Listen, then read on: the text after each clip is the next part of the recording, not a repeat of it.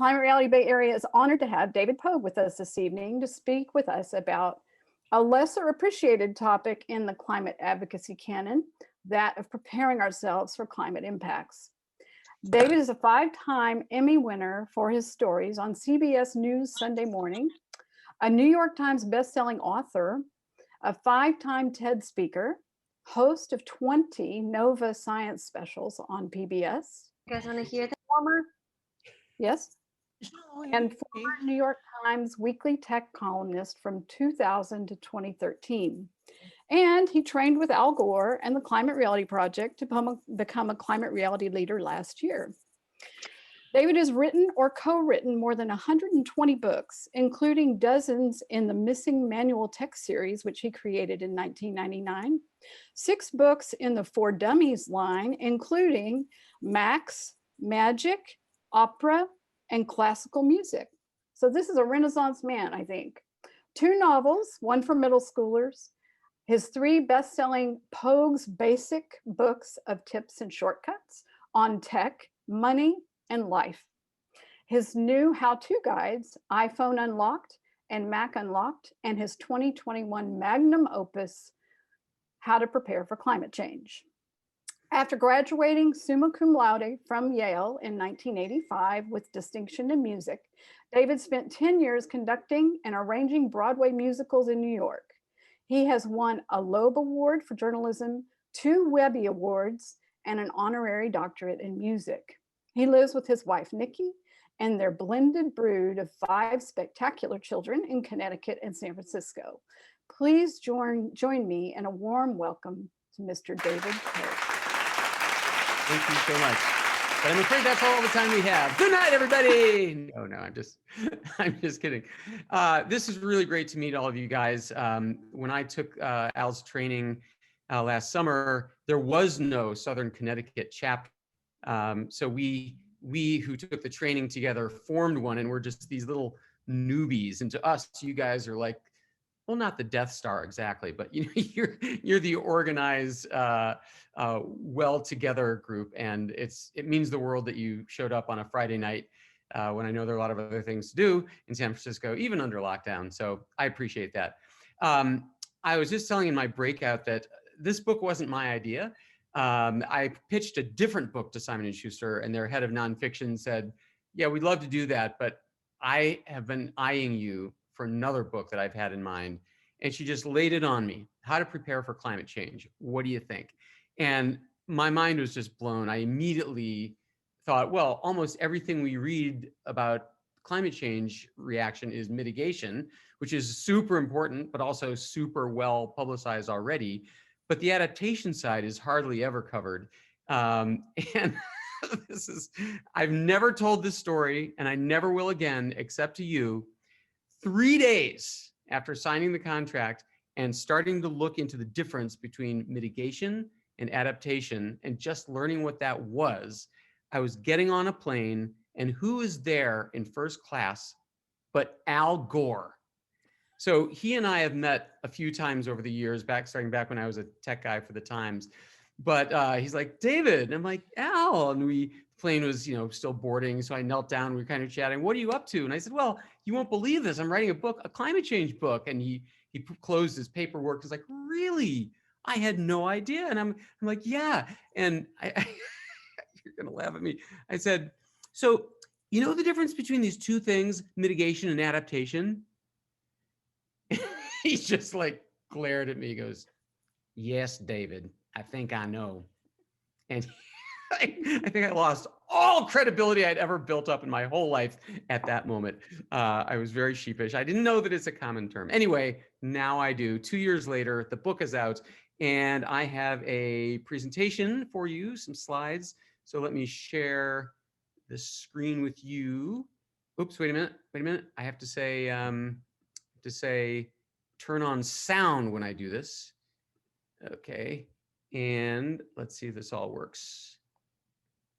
All right, are you seeing a picture of the book?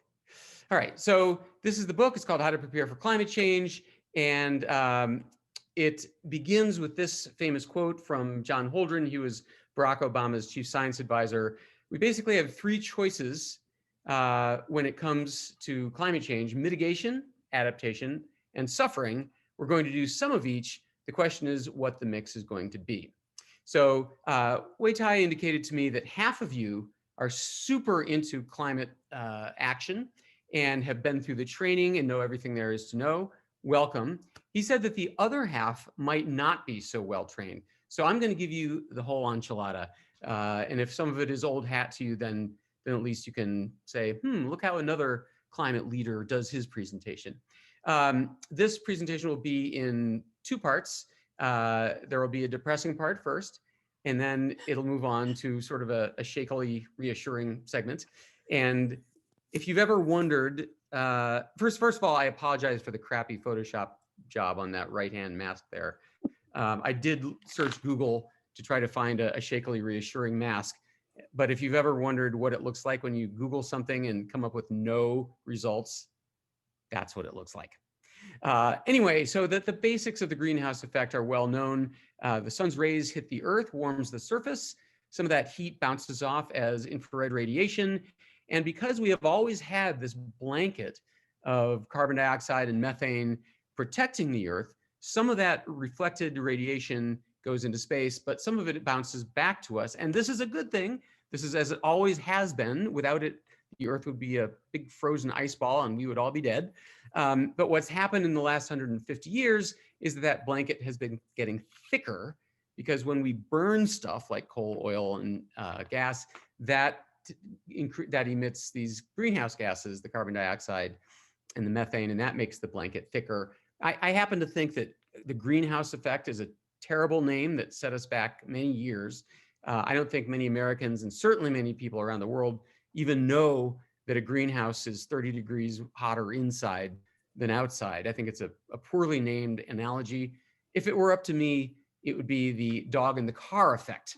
Because if you've ever parked your car in the hot California sun and gone shopping, the same effect applies. The sun's rays enter as light, heat up the interior, infrared radiation bounces out and gets trapped by the glass. So it's exactly the same thing, except that we're the dog.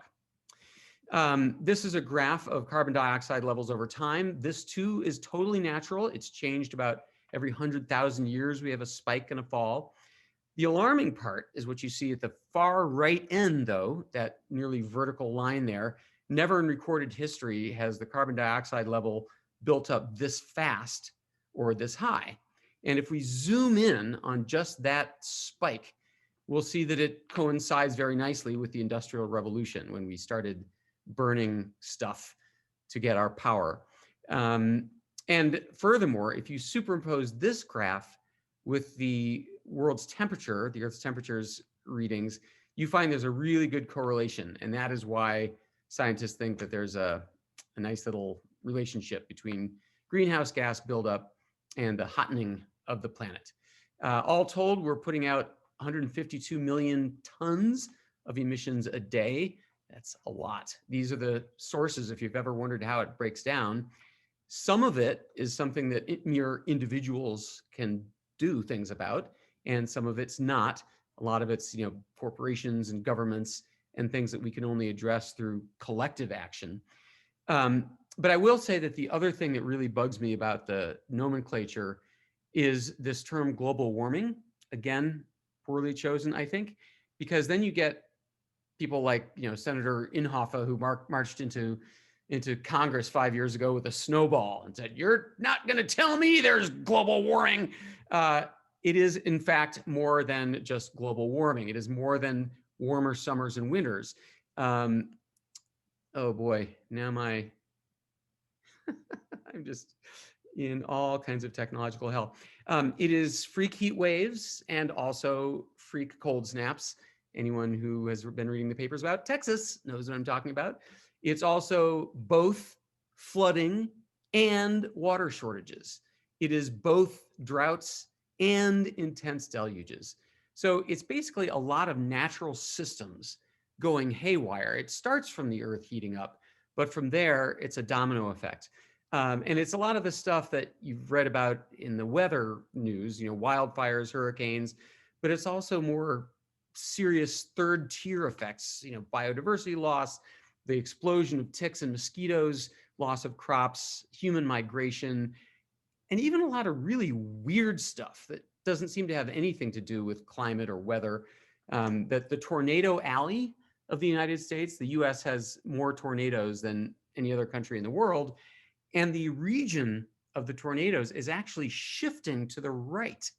And that's really a bad news because it's now moving into much more populous areas and states with a lot of flimsily built housing.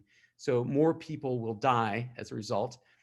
Smaller beaches, more expensive chocolate, more kidney stones, smaller goats. Yes, smaller goats, lower PSAT scores, all kind more bar fights, higher divorce rate, just crazy things. I don't know if you've been reading about the stuff in the Pacific Northwest with the beetles killing 100,000 trees a day because the winters are no longer cold enough to keep their populations down. It's a lot of stuff kind of going haywire. I think maybe a better term would be climate chaos, climate breakdown, I've heard. I also like the term global weirding. I think that's a pretty good one. And we were all preoccupied last year with the pandemic, as well we should be. But the changing climate didn't stop changing. Last year was a banner year for climate news, even though it didn't get the headlines all the time. It was in large part a really awful year. That's not an earth-shaking observation, but we did achieve some great milestones. Last year was tied for the hottest year ever recorded in human existence. We had in the United States the hottest temperature ever measured on the planet. It was in Death Valley last summer. We had, of course, the worst wildfire season. 5 million acres burned, the entire size of my state, Connecticut, plus 2 neighboring states. Overall, if you want to see how that falls on the great list of wildfire seasons, there it is since 1980. The trend is definitely going up. I don't know if any of you live in San Francisco or thereabouts, but you may remember this in September. It was unbelievable, worst air quality in the world. And this was high noon. That's what it looked like. And for those of us on the East Coast, even we knew about your fires because the smoke plume made New York City's sky hazy and yellow 3,000 miles away. We, of course, do not have a monopoly on wildfires. No one will ever forget last year's wildfire season in Australia, or even Siberia, which kills me. Frickin' Siberia, the frozen tundra. Not only did they have historic wildfires, they had historic heat waves. In fact, in June, it was 100 degrees at one point in the frozen wastes of Siberia. We had the most hurricanes in measured history last year. Those of you who follow hurricanes know that we name them, or the World Meteorological Organization names them alphabetically after boys and girls. Last year, we ran out of names. We had to start going into Greek letters to name all the hurricanes that hit us. And the reason the hurricanes are becoming, there's no evidence that they're becoming more often overall, but they are becoming more deadly, bigger and more powerful. And that is because of a very simple scientific reason. 93% of the trapped heat in the new era is getting trapped in the oceans. It's going into the water. And I don't know if you remember from your 5th grade science class, but there's this thing called the water cycle. So water evaporates out of the seas, forms clouds, rains down on us, that flows back into the ocean, and the water cycle repeats. Well, in the climate change era, there's more of that happening. The warmer water evaporates more water, it goes up, it rains down more on us, it floods more back to the sea, and on we go. The rains are getting much more intense. Here's another overall look at the trend of extreme rains just in the United States. But it's really not a US thing. I mean, the flooding news is absolutely everywhere. These are all last year, just gigantic floods. And even in the States, this was last year, 2019 rather, in Washington, they had 6.3 inches in 2 hours. There was a historic one in Texas I wrote about in the book that was 60 inches in a day. It's like 5 feet of water rained down. And this was, by the way, a town that was not on the coast. So, don't tell me flooding is a coastal thing. It's really not. Last year, we had that devastating dam break in Michigan, wiped out a couple of towns, just completely submerged because there's so much water being held back by that old dam. In 2019, there were tremendous floods in our breadbasket states, the growing regions. This is what it looked like if you were a farmer in Nebraska trying to grow your crops. I mean, you couldn't. There were no crops. This is one of Al Gore's favorite stories, and mine too. This is Kentucky's Noah's Ark replica. It is it's a tourist attraction in Kentucky, and the hilarious thing is that last year they had to file for $1 million in flood damage. Flood damage. I'll wait for you to sink that in. Anyway, Hurricane Katrina was the biggest, the most powerful hurricane at the time, $125 billion worth of damage, and a 28-foot storm surge. You hear that a lot in the press. I had to look it up. A storm surge is when the wind from a storm pushes a mound of water on shore. And first of all, as the bottom of the water slopes up to meet the land, that pushes the mound taller. And then as it comes into a bay or a harbor, that confinement pushes the water even higher because it's confining it. So the Hurricane Katrina storm surge was 28 feet tall. Like, can you imagine being on the shore and seeing this 3-story building worth of water coming at you? Unbelievable. I lived through Hurricane Sandy here on the East Coast, 1,000 miles across, the biggest one ever recorded. We were here in this house with no power, water, internet, TV, heat, nothing for 6 days with 3 little kids. You can only go so far with conversations about how lucky we are to live in the modern age before it gets old. This is what New York City looked like in Hurricane Sandy. The subways were completely flooded because, of course, they're below ground level. And this was, of course, a once in 500-year flood, once in 100-year hurricane, except that they're not anymore. I mean, we're going to have to retire those terms. That size hurricane is expected to come once every 5 years, starting in about a decade.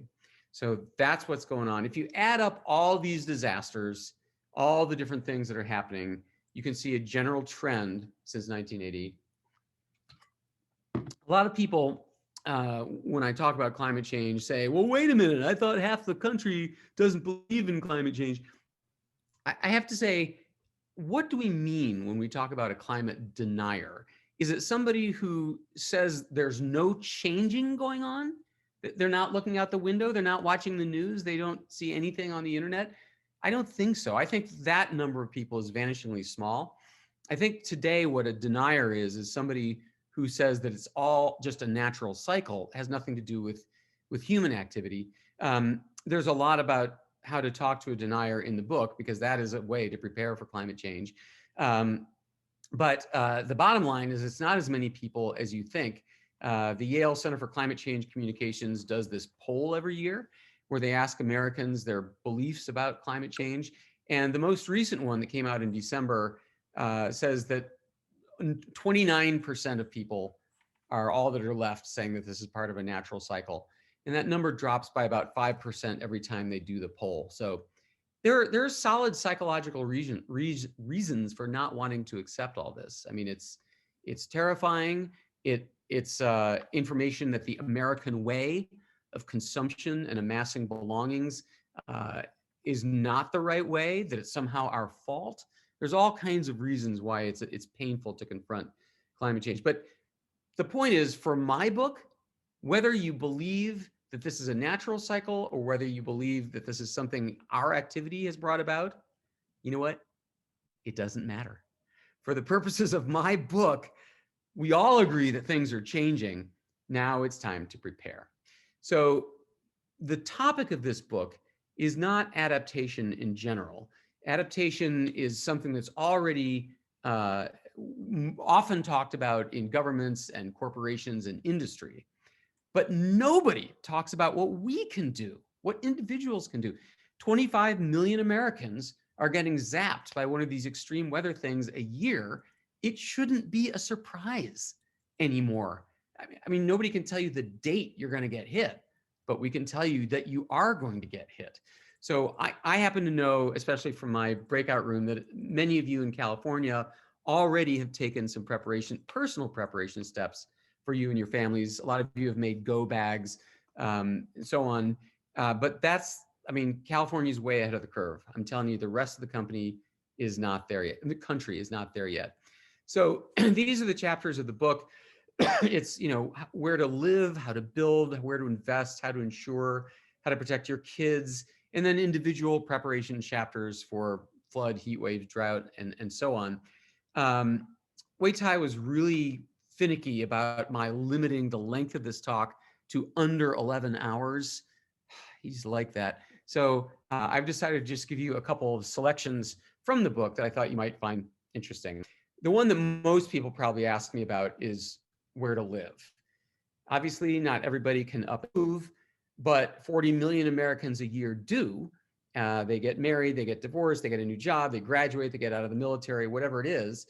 And particularly Californians have been doing a lot of moving in the last year. I personally know 4 families who've moved. They've had it with the wildfires. So if climate change can be a consideration in your choosing where to move, what would you say? Where would you go? So there is no place that is completely free from the dangers of climate change, but the basic premise goes like this. You want to be inland far enough from sea level rise and flooding. This is this really cool website called Surging Seas, and you can plug in your address and then drag the slider on the left side to play with various sea level rise numbers. And a lot of people say, oh, 2 feet of sea level rise, what's the big deal? Well, it's because it's not just the vertical rise you care about. For every foot the water level goes up, it goes inland 300 feet, right? It floods us. So that's the idea here. I'll show you what the animation looks like for the town of Boston. As I drag the slider, you can see that city is in deep trouble. I mean, all the shoreline areas will be basically immersed by 2100, end of the century. That's not nearly as awful as Miami. Miami's situation is really dire. I'm sure you've heard. In fact, not just Miami, but all of Southern Florida. And I got news for you. You can't build a seawall around Southern Florida. Partly the problem is that the water comes up from underneath the ground. So you can't just block it from making a big wall around the outside. Miami currently is getting a lot of this sunny day flooding. This is high tide flooding when there's no storms and no rains. And they're getting a lot of this. I guess this guy's feeding the meter to park his submarine or something. And already this is affecting the real estate values in Miami. This was a study that looked at how much property values are dropping now and how much worse it could get if word really gets out that flooding is a serious problem. There was another study I saw where a house on the water in Miami now sells for 14% less than the identical house inland and uphill a little bit. So the cost of flood insurance, the cost of flooding, the cost of hurricanes is really starting to get people. So what else? You want to be north far enough to escape the heat and the mosquitoes and the ticks, and you want to be west far enough to avoid the hurricanes. You want to be east far enough to avoid the wildfires, of course. And the one that nobody talks about, you need to think about fresh water. I mean, that's this climate change disaster that doesn't make headlines because it's not very telegenic. But basically, where do we get our drinking water? Well, a lot of the country gets drinking water from aquifers, these big underground storage cave-like or soaked sand full of water. Those are at historic low levels all over the world. In the Pacific Northwest, they get it from snowmelt.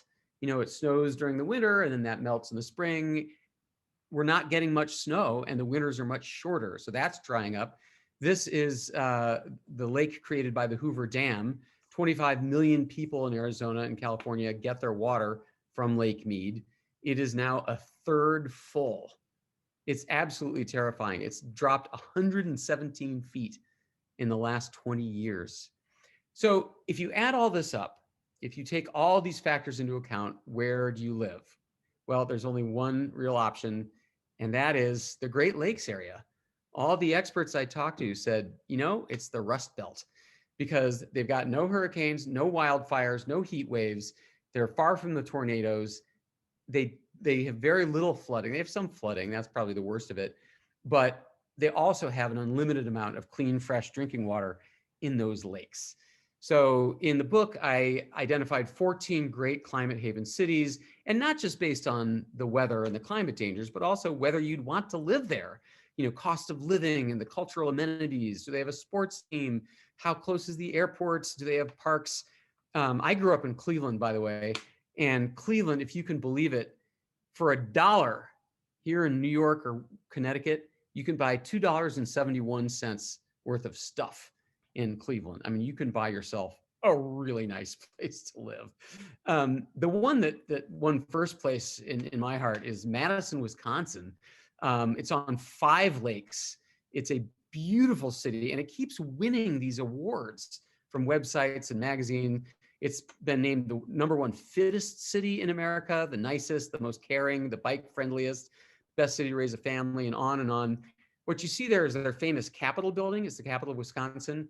And they have a zoning law that says you can never build a building taller than the Capitol building. In fact, not taller than, you can never build a building that blocks anyone's view of the Capitol building. So it's always going to feel like a small town and beautiful. And oh my gosh, they have these incredible farmers markets in spring, summer, and fall. I mean, gigantic. And it's every day of the year. It is an amazing place. I did a CBS Sunday Morning story on this topic about where to live for climate change. And we went there and visited, and I'm sold. It is, of course, cold in the winter in a lot of these cities I'm going to be talking about. But it's not as cold as it used to be. The winters are already 5 degrees warmer than they were 30 years ago, and they're expected to warm another 13 degrees by mid-century. So that part is going away. Burlington, Vermont, great town. It feels like a seaside town, but it's not on the sea. That is Lake Champlain, this 500-mile lake. So you have all the benefits of a seaside town. They have the low obesity, highly educated, the lowest crime rate in the country, and really good on cheese, maple syrup, and ice cream. Buffalo, on Lake Erie, they have fantastic medical facilities, which is something to think about in the climate change era. Cheap land, great facilities, and yes, really good chicken wings. Another one that I found fascinating to research was where to invest. And it might seem a little insensitive to talk about making money when the world is coming to an end. But a couple of the advisors I interviewed pointed out that when you invest in a company that's trying to do better with emissions or to clean up the world, you are in effect helping them along. You're helping to mitigate climate change at the same time you're making money. So if you have to put your money somewhere, why not help the world? It is in general a great thing to invest in clean industries. As you can see by this graph going back to the last 11 years, if you'd invested in regular energy stocks, which are heavily weighted toward petroleum stocks, you wouldn't have made any money. 11 years, it would have just rotted there. But if you had invested, that shouldn't say, that should say, that's the S&P index. The rest of the stock market has climbed. If you'd invested $1,000 in 2017 in clean energy stocks, you'd be up $600. If you'd invested the same amount in fossil fuel stocks, you'd have lost over 10% of your investment. So it's already a good investment on the face of it. If you want to get into individual investments, the first thing you might think of is solar power. And yes, solar is absolutely taking off. We know that it's the future. It's in the United States, solar has gone so much faster in its takeover than any expert would have predicted, even 5 years ago. I mean, it's just soaring. Last year, look at all the new electricity capacity we built in this country. Over 70% of it was renewable and clean solar and wind. And the number of new coal plants, 0. In fact, there are, to my knowledge, no new coal plants planned for the United States. In many industries, in many places, it's actually cheaper to build a whole new solar farm than it is to just keep running a coal plant. So most of the experts I spoke to said coal in the U.S. is done. And if there were any more greater sign of this, Al Gore likes to show this one too. This is the Kentucky Coal Museum, which a couple years ago installed solar panels on its roof to save money. I mean, the writing is on the wall. Last year was a historic moment when the amount of energy we get from burning coal for the first time in history dropped below the amount that we're getting from clean, renewable sources like solar and wind. It's historic, absolutely amazing. But this is also why solar is not a good investment, because the price of solar is crashing. It is so cheap compared to what it used to be. And that's exactly why you call it a bad investment. It's a race to the bottom. It's a commodity. All the investment guys told me, stay away. Same thing with wind, really. Wind capacity is growing. The price is crashing. But again, you don't want to invest in an industry where the prices are crashing. But you can use this information to make money by investing in the utility companies. See, many states now have mandates to get a certain percentage of their power from clean renewable energy, including New York, California, and Hawaii, that have to get 50% of their power from clean energy in the next 9 years. So what you want to do is think about these utility companies that are prepared to serve them, right? So think about it. A utility company makes a lot more money from clean energy than they do from petroleum-based and coal-based power. They have no raw materials to buy. They have no scrubbers to install. They have no regulations to abide by. So their expenses are lower, but we pay the same. You don't think they're going to lower our rates, do you? Of course not. So they're going to become more profitable, and that will make them good investments. These two, NextEra and Excel, are among the ones that are investing heavily for that future of clean energy. You can also think in general about climate change. What will people want? Well, they'll want clean water. So there are stocks and funds that invest in water processing, water treatment, water transportation. We know that the growing region of the United States is going to shift northward, right? It's going to be too hot and dry and extreme to grow in the states where we currently grow. So first of all, companies like Monsanto and Syngenta, yeah, I know we hate them, but they are developing drought-resistant seeds. They are going to be investing a lot in becoming players in the new agricultural era. And if the farm belt is shifting northward, that means more people buying more farm equipment in more places. So this guy at Morgan Stanley said, "Psst, John Deere." So anyway, so there are some ideas if you wanted to bet in certain sectors. Another obvious one is electric cars. There's not a car company left on earth that hasn't announced that it is moving either partly or entirely into electric cars, including, of course, if you can believe it, General freaking Motors. Are you kidding me right now? This is the most calcified corporate, slow-moving, in bed with the gas companies company there is on the planet. And they announced last month they will be 100% electric in 14 years. Like, what? How is that possible? I mean, I read that news and I was like, oh, I just could not believe it. I mean, it's not all altruism. It's not just because they're a great company. It's also because of this. All over the world, other companies are switching to electric cars because all over the world, countries are phasing out the sale of gas-burning cars. So General Motors is not an idiot. They're a profit-making company. They need to make sure that they have cars to sell in all these countries, including California. And if they keep making gas cars, they're going to be left behind. So as an investment, what could we think about? Well, we could think about the individual car companies, or we could think even smarter, think upstream. What are all the car companies going to need? they're going to need lithium ion batteries. Lithium ion batteries come from only 4 companies, and they're all Asian. They are Panasonic, Amperex, Samsung, and LG Chemical. So you could invest in those companies. All of these electric car companies will also be needing components, the wires, the connectors, the capacitors. These are some of the companies that make those. And if you think farthest upstream of all, you got the lithium miners. The lithium and lithium ion batteries comes from the ground. It comes from lithium mines. And the big players are Albemarle, that's an American company, and then this Chilean mining company that I won't try to pronounce.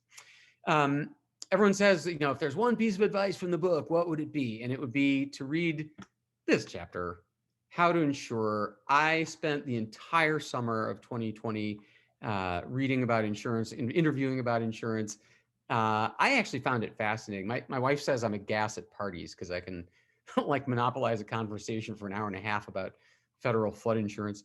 But it is pretty good bet that most people don't have the right insurance right now. Pretty good bet that people don't even know what's in their insurance policy. You know, they're like 15% is enough to, you know, could save you 15% or more on your insurance. 15 minutes is not enough to know your insurance policy, especially if you got it a long time ago. You probably were thinking, well, let's just get something cheap and, you know, we'll live with that. But times have changed. Look at your policy. You might be really surprised to see what it says, especially when it comes to flooding. Flooding is a big, big deal in this country, ladies and gentlemen. I was astonished to learn that the 10 most flooded states in 2020 were not on the coasts. Sorry, 7 of the 10. Sorry, 7 of the 10 most flooded states were not on the coast of the United States. They are inland states where they were flooded by torrential rains or overflowing riverbanks, or this killer climate change alternation of drought, which makes the ground hard and dry, followed by huge storms where the water can't sink into the earth. It has nowhere to go. So flood insurance claims are through the roof, both in number and quantity. And here's something I bet most Americans don't know. Homeowners insurance does not cover flooding. You might have the best homeowners insurance policy in the world. If you're flooded, too bad. It is a separate purchase. And starting in 1992, when Hurricane Andrew wiped out Florida, and with it, most of the insurance companies, most of the private insurance companies have gotten out of the business of flood insurance. Now, the number one provider of flood insurance is the government. They created this National Flood Insurance Program run by FEMA. It's something of a disaster at the moment. They're $25 billion in debt because of all the hurricanes they've had. The calculation of your rates is way off because they take really broad areas like a whole neighborhood rather than looking at each individual property and its susceptibility to flooding. They, unlike car insurance, they don't raise your rates if you file a claim. There's this one house in Texas that I wrote about in the book that's been flooded, I don't know, something like 19 times since 1970. And the National Flood Insurance Program reimburses them to rebuild every single time, never raises their rates. So there is fortunately a big new renovation of the National Flood Insurance Program coming this fall. It's called Risk Rating 2.0. And this is what I think is really cool because it's just fascinating. When this new rate system comes down this fall, think about it. Half the people will be told that they can now pay less for their flood insurance because their rates were calculated too wrong upward. And they're going to be furious. They're going to be like, all these years you've been overcharging me, you government. And they're going to write their Congress people and they're going to be furious. And then the other half of the people, their rates are going to go sky high. They're like, what are you doing? I thought we had a deal. And they're going to write their Congress people and be all mad. So no one's going to be happy with this, but it will be much fairer and much truer to market rates. As you know, in California, wildfire is changing everything when it comes to fire insurance. You guys have had, 500,000 or so customers just dropped from fire insurance to the point where the governor had to put a 1-year moratorium on the insurers doing that. At the same time, it's tricky for the insurance companies because they are profit-making companies. If they go out of business, they don't serve anybody. It's a really sticky problem that the insurance industry has tied itself in knots over. And the same thing is happening with flood insurance and wind insurance in Texas, Oklahoma, those states. They're getting out of the insurance business too. So we don't really know what's going to happen with insurance. They really have only three levers they can pull. They can drop customers, like they're dropping people in California. They can raise their rates so that normal people can't afford them, or they can pull out of the state. They're doing all three of these things, but where is that going to leave us? I mean, one of my experts said, eventually insurance is just going to be a rich people thing. I mean, there's just no other way around it. There's no easy way to live in a country with disasters every year, getting worse every year, and expect the numbers to stay the same with insurance. So there are, as I mentioned, chapters on hurricane, flood, fire, and so on. But there is also a chapter that begins all of them, which is about how to be ready for any of these disasters. All of the disasters have certain things in common. So no matter where you live, you can take some simple, free steps to prepare yourself. And free is important. As you know, climate change disproportionately affects communities of color and poorer areas. So I really tried to make these things that anybody could afford to do. And fortunately, most of them are. Here's something I think all of you guys tonight should do before you go to bed. Download this app. It's from the Red Cross. It's a free app. It's just called Emergency. And it's really slick. You put in your address, your parents' address, your kids' address, your workplace address, whatever. And then you can forget about this app. Just file it in a folder somewhere. But if any disaster comes your way, it tracks 47 different kinds of disasters, not just weather, but man-made stuff too, an oil spill or a chemical leak. It will wake up and start boop, boop, getting your attention, giving you early warning. The thing that kills me with the news about the wildfires and the hurricanes is people who died just because they didn't get word of the disaster. They were, asleep. They didn't check the news, whatever. It's horrifying to me, and this will ensure that at least that never happens. You guys already know about go bags. This is new to a lot of people. You keep a backpack by the front closet that's got everything you need to be out of the house for a couple of days. Snacks, water, first aid kit, stuff like that. Also, in the book, I'm advising people to keep a little note on top of that bag, reminding you of the stuff you'll need to grab at the last minute, which is like your ID and some cash and the medicines you're going to need. Those are not things you can store in the bag for a long time. You need one for each person in the family. One thing that a lot of these disasters have in common is a disruption of water supply. In a wildfire, you got ash and nitrates going into the water supply. In a flood, you've got, in 700 cities of the United States, they have a combined sewage and rain overflow sewage system. So in Chicago, for example, during these heavy rains, which they get dozens of times a year, people get raw sewage coming out of the drains. It's pretty gross. And it's because the sewage treatment plants on the lake are overloaded by too much water. They're building this really cool, massive 20 trillion gallon underground system of pipes and culverts under the city of Chicago. It's going to take in total 30 years to complete and billions of dollars, but such a cool thing. I really want to do a TV story about it. Anyway, so what do you do if you know that the water supply is contaminated? Well, you have drinkable water in the walls of your house already. Your water heater has 40 or 80 gallons of clean water already there. So you can turn off the intake at the top so you're not contaminated by the city's water, and then turn off the heater and open the valve at the bottom, and you've got clean water to drink. Just let it cool first. There is water you can drink in your toilet. Every toilet has 3 or 4 gallons. I don't mean the bowl. I mean, unless you're a golden retriever, I'm talking about the tank. That is perfectly drinkable. And there's also water in the pipes of your house. So if you have a 2-story house, you can open the faucets on the top story to let the air in, and then open the faucets at the bottom, and you've got another few dozen gallons of water there. Overall, the United States is the world leader among developed nations in power failures. This is another common thing that happens on all these disasters: wildfire, flood, tornado, whatever it is. So the only answer to this is get a generator. This is increasing price. You know, at Home Depot, you can get a generator for $250. It takes gas or propane. It's loud and it's kind of smelly, but it'll keep your refrigerator going and you don't lose all your food that way, and keep the lights on and let you charge your phones.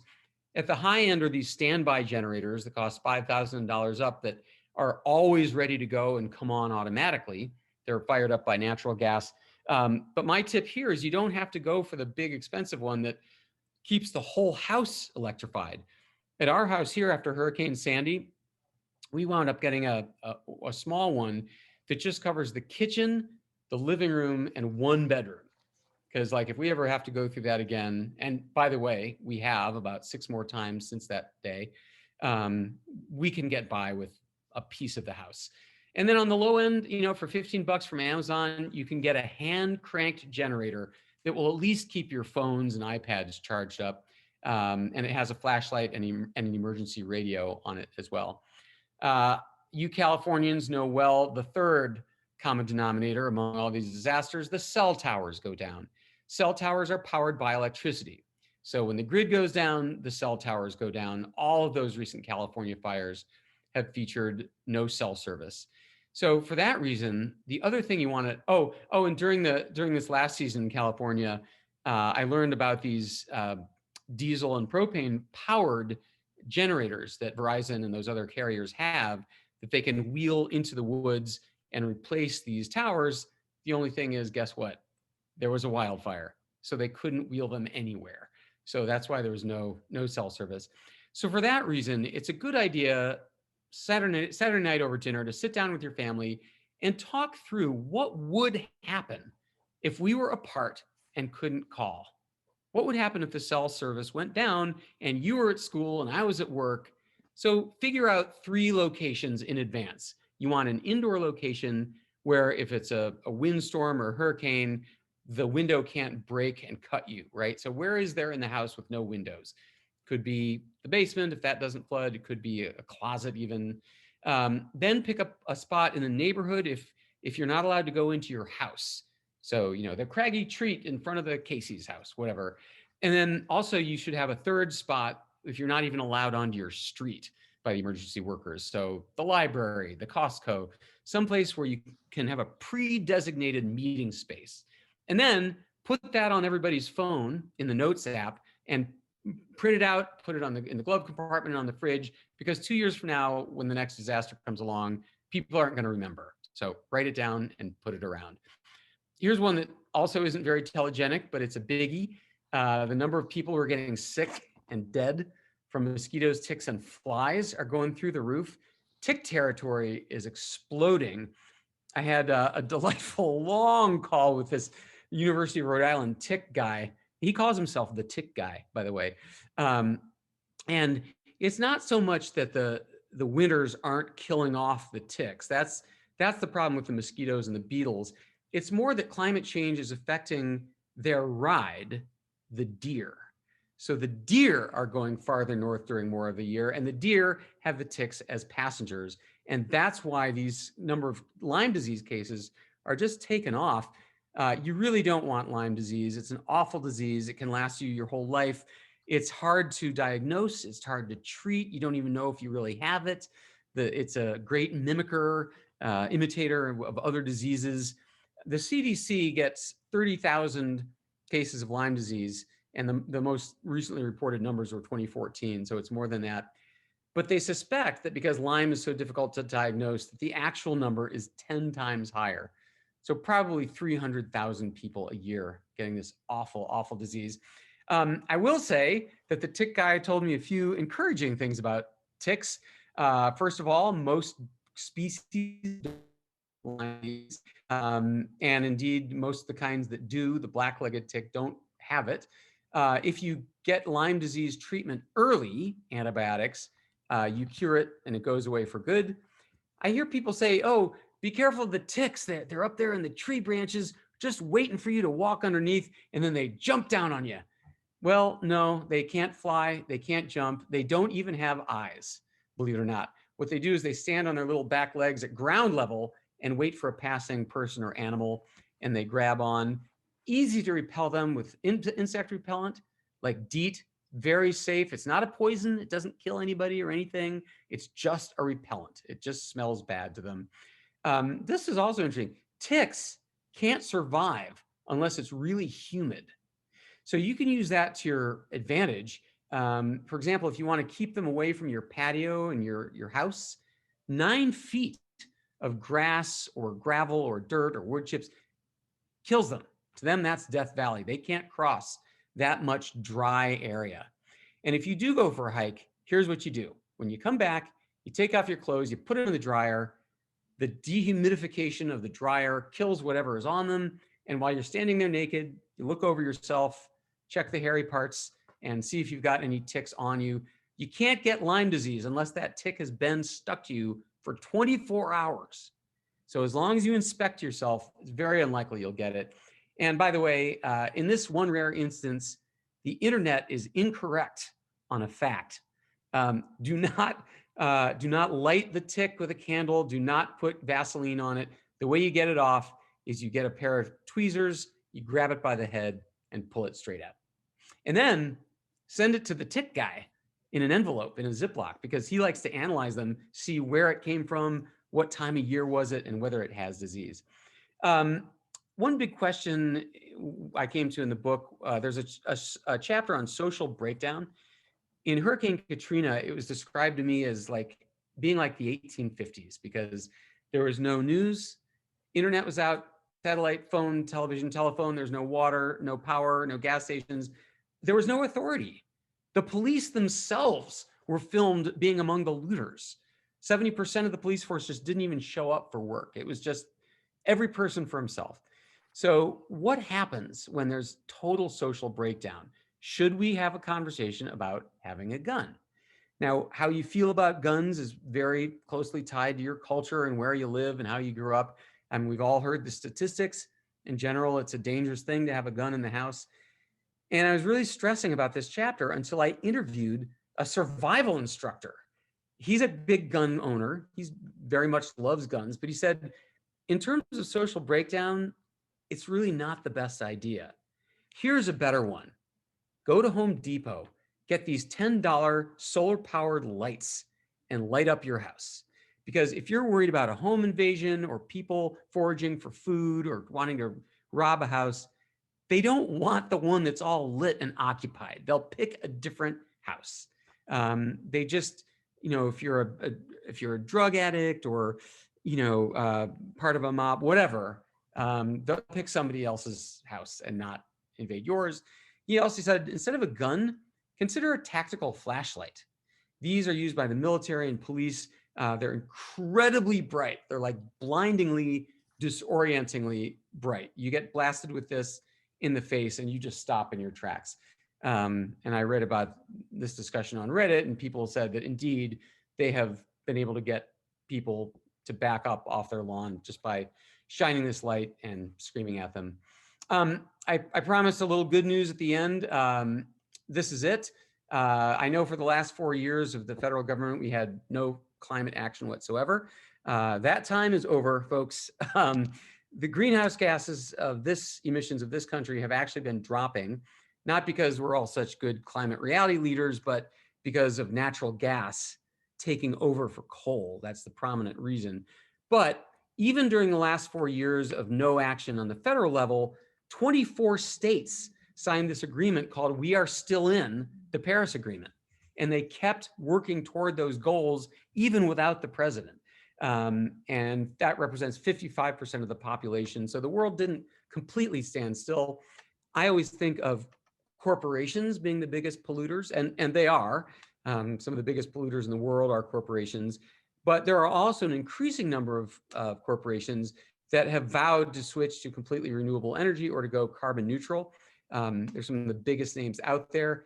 There's this really cool site, the Carbon Disclosure Project, its former name, cdp.net, where 10,000 companies have turned in their climate plans for all to see. And it's fascinating to see what some of them say. Some of these companies, and it's primarily designed for investors, by the way, but it's just fascinating. Like Bayer, the drug company, said, we foresee more and more people getting sick from insect-borne diseases and from unclean water from flooding zones. So we see a great new market for our drugs. Like, not what we wanted to hear. Some of the technology companies have come up with pretty amazing pledges. Apple intends to make its entire supply chain carbon neutral, not just its manufacturing, but all the suppliers and all the products we buy and use from Apple. Not that they won't be pumping out carbon, they will, but they plan to offset that with carbon offsets, by building solar farms or growing forests or buying forests. And Microsoft not only intends to be carbon neutral carbon negative by 2030, but by 2050, they say they will have removed all the carbon from the air that they have ever put there since the company's founding in 1979. We'll see if they can pull that off, but it's pretty fantastic. So anyway, so the bottom line is there are really two reasons to take some personal preparation steps for the coming climate era. One is the obvious one. You'll be ready if there's a disaster. Your house, your family, your finances will be much more resilient. But there's a second element to this that I learned firsthand from writing the book, is that depression is not just you feel like your situation sucks. It's that you feel like your situation sucks and you're helpless to do anything about it. So taking action is one of the few things that can make you feel better in the era of eco despair or climate melancholia. You'll know you've taken steps that will make yourself better protected if the worst should come to pass. So I do believe that the world is well on its way to decarbonizing. I think it'll take 80 years or so, but all you have to do is, see how the next generation feels. You can see it coming. It will take a while, but in the meantime, what you can do right now is to prepare. So thanks for giving me your ears on a Friday night. I'm happy to take any questions and answer any deep searching problems you have. Thank you, David. Am I unmuted? Can you guys hear me? Yep. Go ahead. Bravo. Okay. Excellent. Okay. Well, thank you so much, David. That's an amazing presentation. Again, kind of a topic that people really don't talk much about. So it's really important to engage people on this. And so I really appreciate that you have invested the time and effort in writing your book and giving all these helpful suggestions. We do have a number of suggestions or questions here. Leanne asks, what do people do that can't move? I mean, all 300 million of us can't move to Madison, Wisconsin. So what do you say to that? You're absolutely right. Not everybody can move. Not everyone can do all of the steps in the book. But there are plenty of things that you can do. So if you are, the first thing to do is find out, are you protected from the most likely things to hit you? So are you in a flood zone? This I found out blew my mind. 50% of Americans live in coastal counties. I mean, we're clustered on the seas, and 18% of people in that category have flood insurance. 18%. Everybody else is a sitting duck. So are you insured? Are you prepared? Have you discussed a plan with your family? If you're a small business owner, have you talked through what happens if you have to close your doors? I found out that there's a fairly inexpensive kind of business insurance called business interruption insurance that it covers the expenses that you still have while your business is closed from a disaster, including COVID, by the way. Like, it'll keep paying your employees, it'll keep paying your rent, it'll keep paying for your utilities while you're unable to earn an income. So there's a bunch of smart, relatively inexpensive steps you can take to prepare. The moving thing is just one of them. Excellent. Great. Thank you. So there were a couple of questions related to battery technology, and that, there are some known problems with lithium mining, but there's a lot of stuff kind of coming, solid state batteries, whatnot. What do you, what do you have to say about, the known problems and, justice issues with lithium mining, and then what the outlook looks like for batteries, whether we're better off going with what we have now, or, your Yeah, recommendations? well, I feel strongly that lithium ion batteries are temporary. That's what we've got now. That's the bet. But remember, it used to be NiCad batteries before that. There have always been different battery chemistries. And I happen to have done a 2-hour special for NOVA about the future of batteries. And the coolest thing we saw, lithium ion batteries are not the same as lithium batteries. Batteries that contain just lithium would be 10 times was be able to store 10 times as much power as lithium ion. So a modern Tesla goes 300 miles on a charge. You would be able to go 3,000 miles on a charge. The only problem with lithium batteries is that they explode. They blow you up and they kill you. So that's considered a drawback in automotive circles. So at the end of the special, we found this incredibly cool company out of Tufts in Cambridge. This guy used to be a plastics industry professor, and a battery contains liquid. So there's an anode and a cathode. These are two different chemicals, and they're separated by an electrolyte. It's a juice that keeps the ions apart, okay? And that is our big limiting factor. That's the stuff that explodes. And if we could replace that with something that doesn't explode, we could put real lithium in each side. So this guy has replaced the liquid electrolyte with a sheet of permeable plastic. And he has the example, he's got the batteries. He's in talks with Toyota and Apple and Samsung about making these solid state, no liquid batteries that would completely change the game. And they exist, the technology is there. It's called ionic materials, if you want to go Google this thing. My sons keep saying, why don't you invest in them? I'm like, because they're not on the market as a publicly traded stock. But I totally believe in this technology. It's I think for sure the next wave. Get rid of the liquid electrolyte and you've got safe batteries that hold 10 times as much. Lithium is, of course, a fraught topic. We're still mining stuff.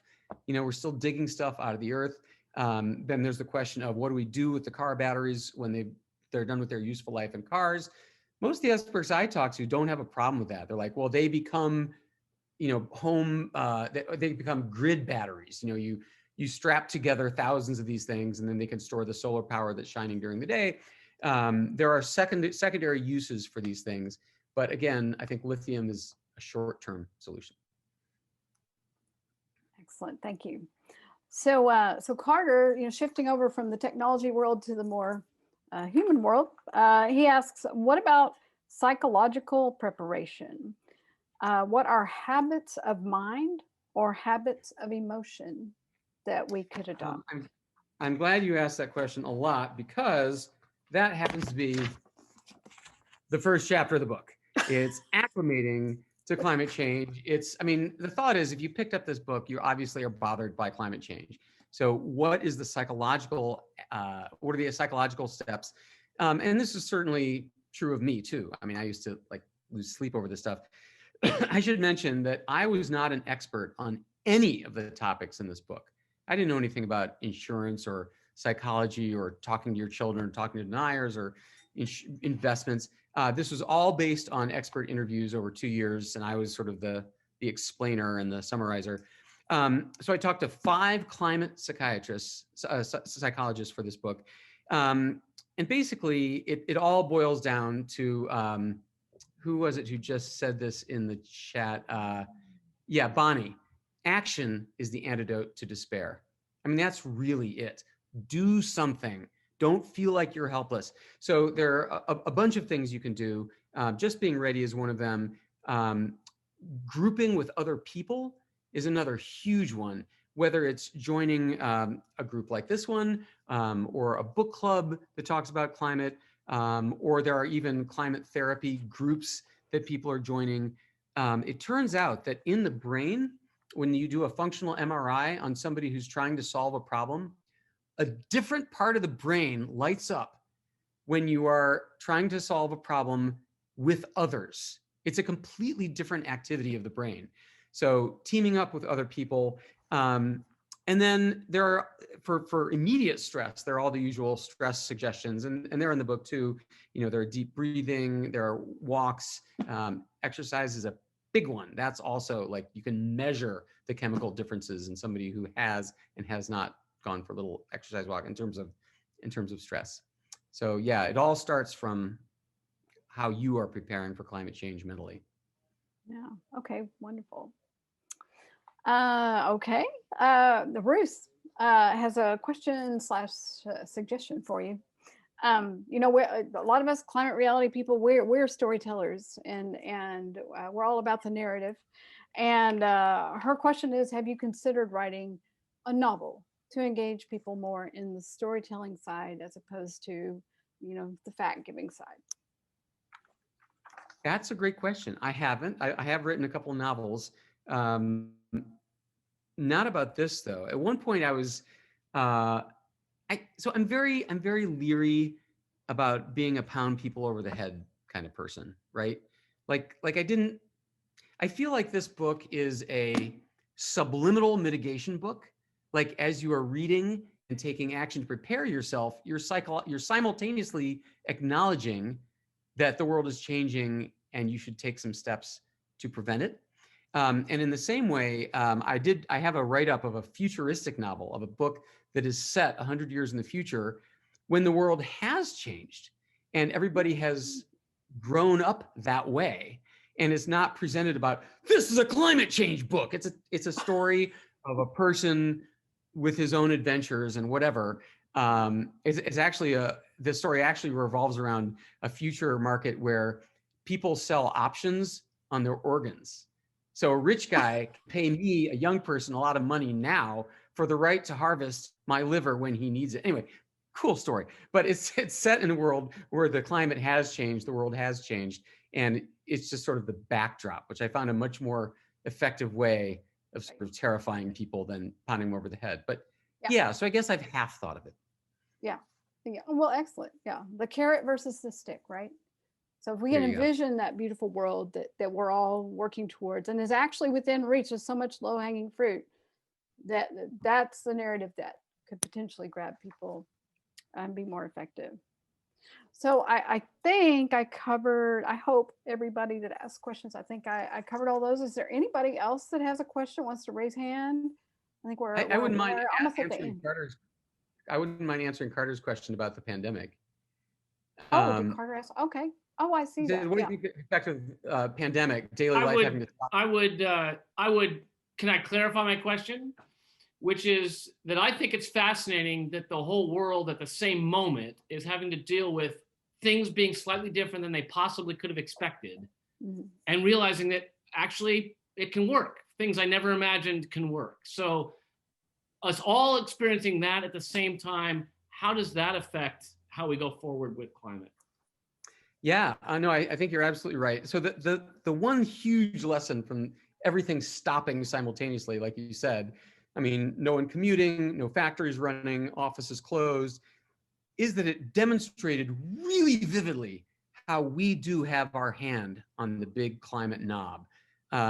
There was at one point last April, worldwide, I think it was a 17% global drop in emissions, the biggest since the in human history, the biggest drop. I mean, you could see blue skies in LA, and you could see the fish in the Venice canals, and what's that? Mount Fuji. Mount Fuji, yeah, exactly. And of course, as we got back to life, it picked back up again. But I think there's definitely going to be some parts of the pandemic that are going to stay with us. So many companies that I could name, that I know myself, are either not going to reopen or will make coming into the office optional, we learned that we can do so much stuff over video chat. Somehow we survived. Entire conferences were held with these new software platforms that give you many of the benefits of in-person, like breakout rooms, like social hour, like Q&A with the speaker, without everybody having to fly there. And some of the stuff going to stick, partly for altruistic climate reasons and partly because of financial reasons. And anytime you can stack a financial reason onto a climate reason, that's more likely to stay. So I think a lot fewer people will need to be commuting. And the bigger picture, I know you guys have probably all talked about this, is that there is a huge just societal reset. The Americans are acknowledging that the new president is going to have to spend a lot of money. And I know that Biden is thinking along these lines too, that if it can be done in an equitable way, there's a way to reset a lot of our climate habits at the same time we're helping people out of the COVID lockdown and getting the country going back again. Huge expenditures are like okay right now. And so if they can be tied together, this is kind of like our chance. It is.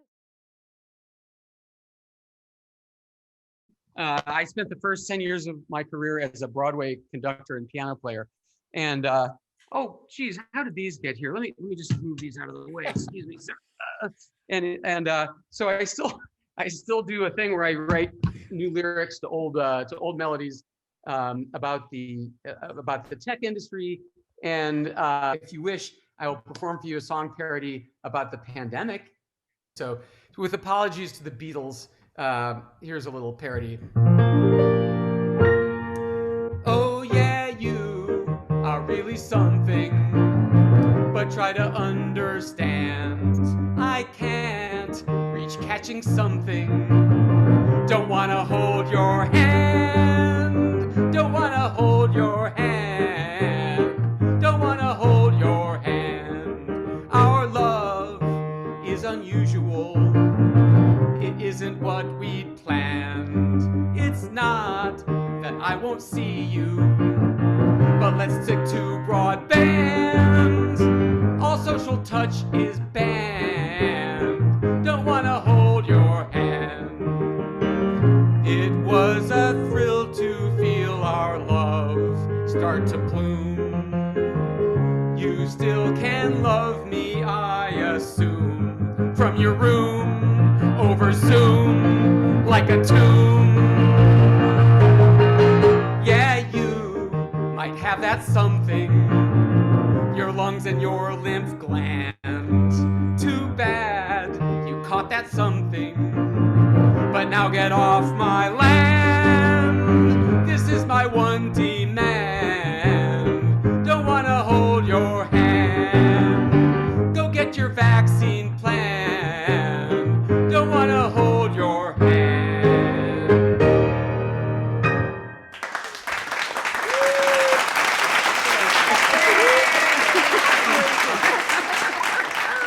Bravo!